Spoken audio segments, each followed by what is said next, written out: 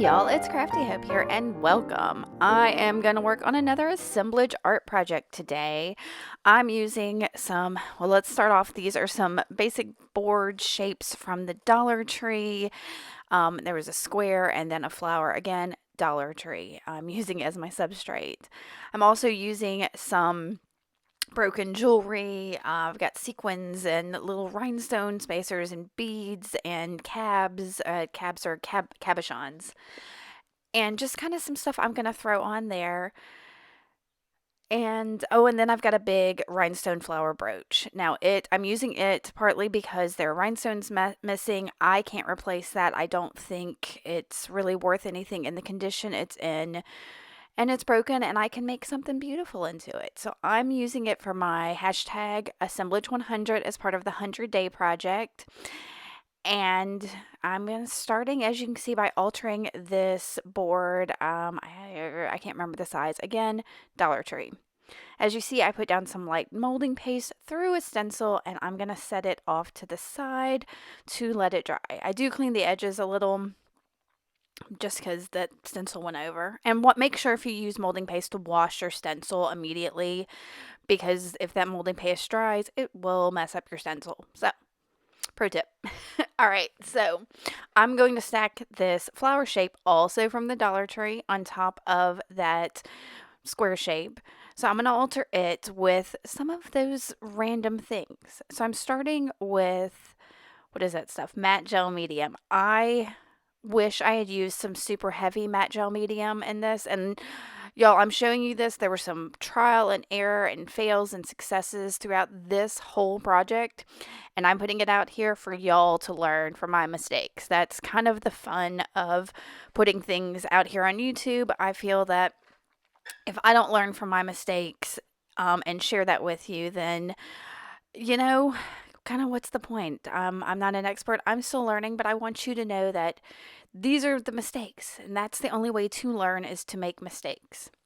So, as you saw, I took some cheapo plastic, like rhinestone, flat back rhinestones in some different shapes and stuck that down into that matte gel. Again, wish I'd used some super heavy matte gel, but it works in the end.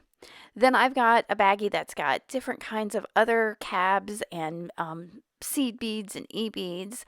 I've got a little package of sequins I'm going to sprinkle here over the top of it.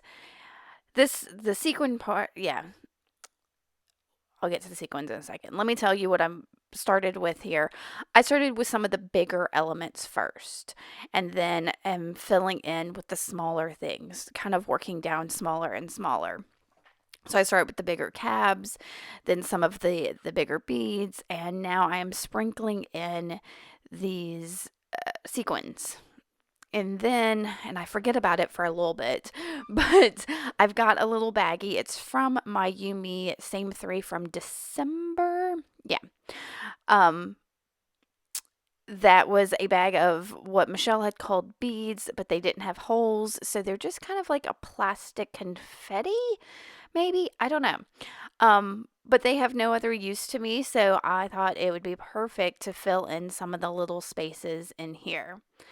So as you can see, I'm pushing some of the rhinestones around, filling in some of these spaces. I'm going to go ahead and start to work on another section. As you can see, I'm doing this like a section by section because that matte gel will dry before I can, get everything down. So I'm sticking things down again, trying to work fast before my matte gel dries. And here in a second, like I said, I'm going to remember, it was under that little tin. These little red, like I said, beady type confetti things. So I'm throwing that in there. So I've got this whole like red, white, and blue silver thing going on, which will change. All right, so I got all that on there. Throughout that process, I did brush off anything that wasn't sticking, glue things back down. I went over that several times. Here I took my big old Mama Jamma pliers and cut off the brooch, the pin portion of the back of that pin. All right, as you can see here, I'm using a couple different brushes to kind of brush off anything that's not stuck on. This was like the third time I had done that. At this point, I was okay with it the way it is. And I'm gonna just give everything a coat of gesso. Actually, I think everything got 2 coats of gesso, but I'm not gonna make you watch all of that. I'm gonna show you that with this board here, with the matte gel, I'm brushing it on, just kind of making sure it gets into the spaces. I'll also do the edges.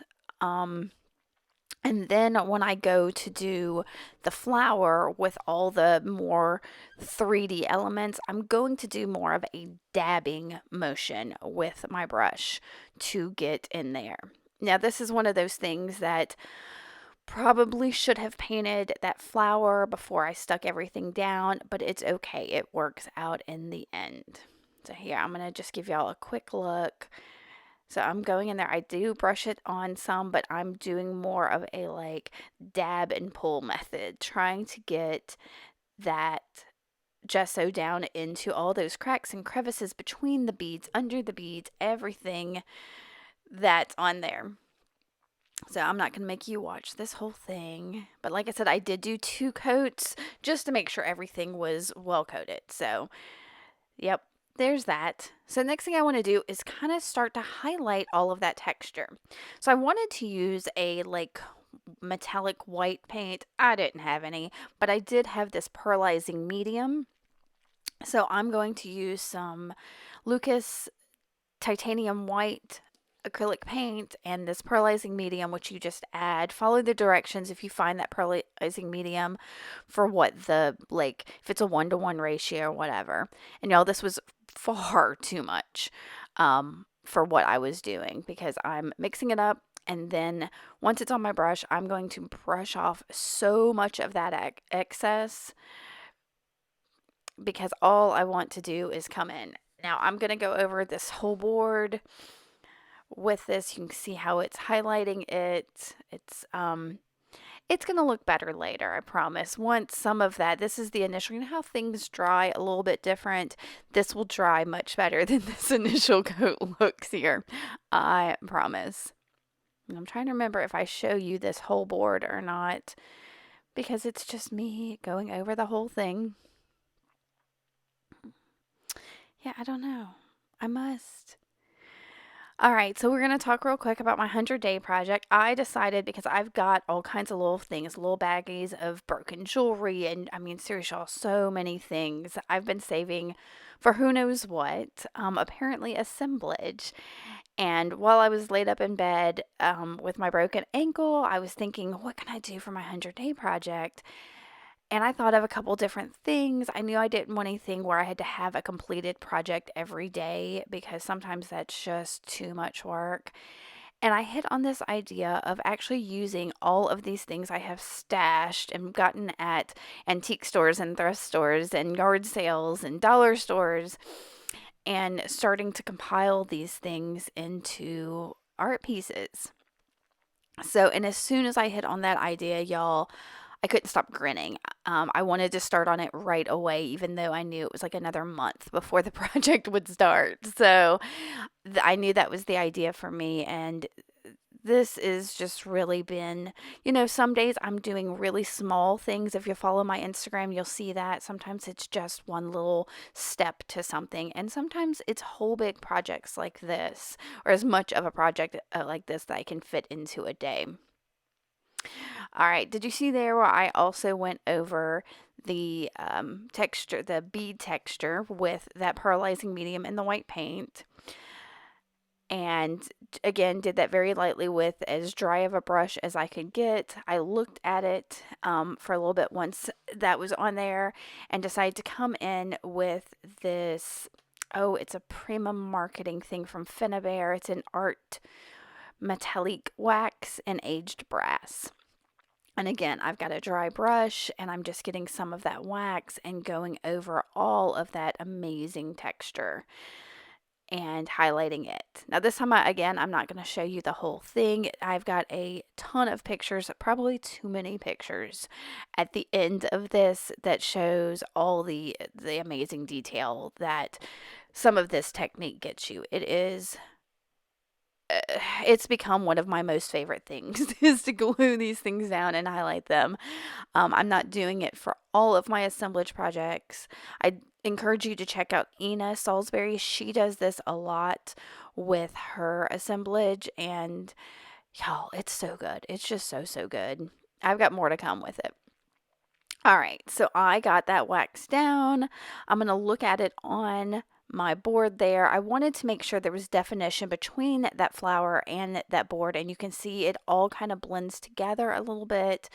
So I knew I didn't want to coat that board with that, the whole board with that aged brass. So instead, I'm just highlighting the edges a little with the wax paste. So, other wax paste that you can get are like Rub and Buff. I think Aztec Gold, is that right? There's there's a couple. Metallic Luster, I think, is one of them. And I know Prima and Finnabair have a huge line of them too, if you'll look up some of their stuff. But you don't have to use waxes for this kind of technique. You can also use acrylic paint that's just again with a really dry brush and go over some of this stuff. So you can pretty much make any color that you want. All right, now that I've done all the edges, I decided I needed again to have some separation between that flower and the board. So I wanted to go around the edges of this flower with a color that would help make the flower pop. So I tried that pearlizing. Y'all look, I did not like that. It is not good. It is not good at all. So I grabbed some gold acrylic paint. This is a Deco Art Media one. It's one of my favorites. I think it's called 24 karat or something like that. I don't know if you can find it anymore. My bottle is probably at least 20 years old. I'm serious. Serious. It is old. So, but I use it as sparingly as I can. And I'm just going to go around the edges of that flower and then kind of brush up. I'm spreading that paint out a little bit, brush up onto the top front of it, just on the edges to give it like an outline. And this really, really is going to help make this flower pop off. And y'all, yeah, there are things popping off of this. So I'm just making sure. I think that was one of those little fake bead things that popped off. So if something pops off while you're doing this, just cover it up with your paint. All right, so I went around that whole thing and look. Oh, the definition, the difference, huge, is perfect. But I decided the background needed some gold, more gold too. So I watered down that gold paint I had just used and used a fan brush to splatter onto the background. And then I'm going to use my heat tool to dry that. And y'all, it really made the difference to add that splatter. I needed that gold in the background. And now I'm taking E6000. The first one is some black E6000. I accidentally bought it, so it works perfect on a project like this where it's going to be hidden a bit. And I'm just getting that on to my flower. I didn't want to get too close to the edges because I didn't want it coming out from underneath.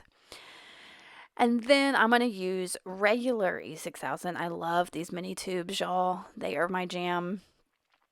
And so I'm going to use it and glue my brooch down. Now, I tried to not put too much bumpiness in the back of where this flower is going to go with the beads and everything, but there are a couple, at least one, that really is hindering it from sitting flat. So you see how it keeps rocking? I'm going to pop that piece off with my finger. Yeah, I think you'll see that in just a second. I'm pretty sure I included that. Yeah. So I'm just going to pop off that whatever it is, sequin or bead or whatever. And there, that's sitting much better, but it's still, because of the shape of that, wants to move a little. So I'm going to find something to prop it up. And I end up using a little cosmetic wedge was the perfect thing to help keep it propped up while all of the glue sets. And then once that, I'm going to fiddle with it just a little bit.